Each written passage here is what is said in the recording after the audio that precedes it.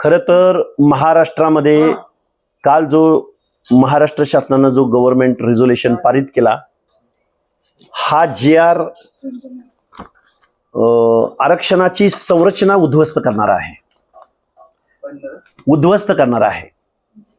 मनोज जरांगे म्हणायचे की आम्हा सगळ्या सोयऱ्यांना आरक्षण मिळालं पाहिजे, सरसकट मिळालं पाहिजे. ते शब्द जरी या महाराष्ट्र शासनानं या GR मधून वगळले असले तरी नवीन शब्द आणून त्यांची मागणी एक प्रकारे मान्य केलेली आहे, असा मला अर्थ लागलेला आहे. तो मी महाराष्ट्रासमोर मांडण्याचा प्रयत्न करतोय. हा GR संविधान विरोधी आहे, मी बोललोच.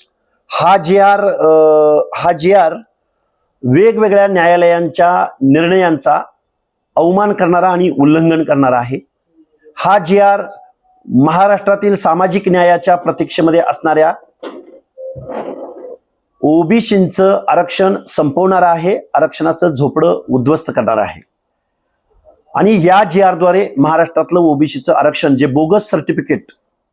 बोगस कुणबी सर्टिफिकेटद्वारे लोक ओबीसी मध्ये सर्टिफिकेट काढून घुसखोरी करत होते, त्या घुसखोरांना या GR द्वारे एक प्रकारे अभय मिळालेलं आहे, रेड कार्पेट मिळालेलं आहे, बढावा मिळालेला आहे, उत्तेजन मिळालेलं आहे. आणि ओबीसीचं आरक्षण मात्र शासनाच्या संरक्षणात आज उद्ध्वस्त झालेलं आहे.